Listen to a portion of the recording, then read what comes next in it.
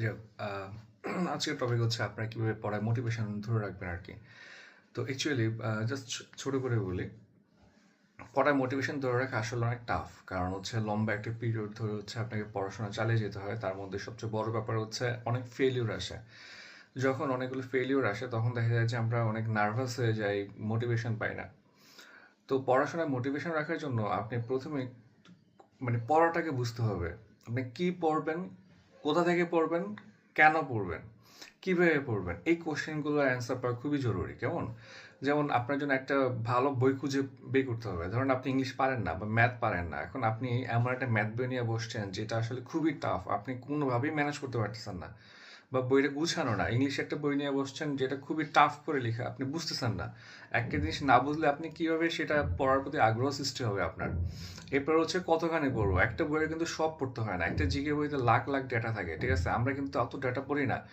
Oracle, basic view, এখানে প্রতি মানে ইঞ্চি ইঞ্চি ডাটা আপনার পড়তে হবে না। তাহলে আপনাকে এখান থেকে বের করে নিয়ে আসতে হবে কোনগুলো পরীক্ষায় আসবে।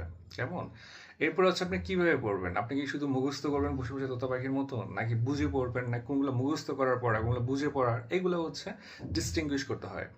এই পার্ট মানে পড়াটাকে আপনি কত দ্রুত আপনি রিয়েলাইজ করতে পারবেন, তত দ্রুত হচ্ছে আপনার মোটিভেশন আসবে। এই জন্য দেখবেন শুরুর দিকে পড়া মনে থাকে না, কারণ হচ্ছে স্কাটার্ড ওয়েতে পড়েন, স্কাটার্ড জায়গা থেকে পড়েন, আপনার মাথায় সেট থাকে না। পড়ার মোটিভেশন মাথায় সেট হওয়া প্রায় কাছাকাছি জিনিস আর কি। মাথায় সেট হওয়া শুরু করলে আপনার মোটিভেশন পাওয়া শুরু করবেন, ঠিক আছে? এটা হলো একটা। সেকেন্ডারি ইস্যু হচ্ছে আপনি কোচিংয়ে পরীক্ষা দিবেন, আপনি 1 বছরের টার্গেট নিয়ে আগাবেন না।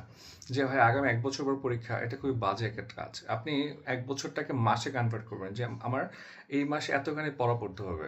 কোচিংয়ে পরীক্ষা দিবেন, প্রতিটা পরীক্ষায় টপ করার ট্রাই করবেন। হ্যাঁ, এটা একটা চ্যালেঞ্জ। এই যখনই আপনি টপ করবেন তখন যে আপনি অ্যাচিভ করতেছেন, যখন আপনি কিছু অ্যাচিভ করবেন তখন দেখবেন যে আপনার ভালো লাগতেছে। সো এই অ্যাচিভিং ব্যাপারটা খুবই গুরুত্বপূর্ণ। আর নিজেকে রিওয়ার্ড দিবেন, ঠিক আছে? যেমন আপনি আজকে ভালো করছেন, পরীক্ষায় ফার্স্ট হয়েছেন, একটু রেস্টুরেন্টে খেয়ে আসেন, কিংবা একটা নিজেকে একটা বই গিফট করেন, বা একটা প্রোডাক্ট গিফট করেন, ঠিক আছে? বা একটা চকলেট গিফট করেন, এটা খুবই গুরুত্বপূর্ণ। ঠিক আছে? তাহলে হচ্ছে কি হলো, আমাদের পড়াটাকে বুঝতে হবে, কোচিংয়ে পরীক্ষা দিতে হবে, আপনার অ্যাচিভমেন্টটা সেলিব্রেশন করতে হবে, ঠিক আছে? সেলিব্রেট করতে হবে। এর পাশাপাশি আপনাকে যেটা করতে হবে সেটা হচ্ছে, প্রায় সময় আমরা দেখা যায় যে পরীক্ষা দেই না, ঢাকায় গিয়ে পরীক্ষা দেই না। আপনাকে মাঝে মধ্যে ঢাকায় গিয়ে পরীক্ষা দিতে হবে। মানে আমরা বুঝতে পারছি আপনার টার্গেট হচ্ছে বিসিএস, কিন্তু আপনার অন্য পরীক্ষা অ্যাটেন্ড করবেন। এতে আপনার নলেজ বাড়বে। আবার 2-4টা পরীক্ষা ফেল যখন করবেন, এই কিছু ফেল আপনাকে পুশ করবে, যে না, আমি ভয় লাগাবে যে আমি হয়তো ফেল করতে পারি। এটা হচ্ছে আপনাকে অনেক বেশি মোটিভেট করবে। কেমন?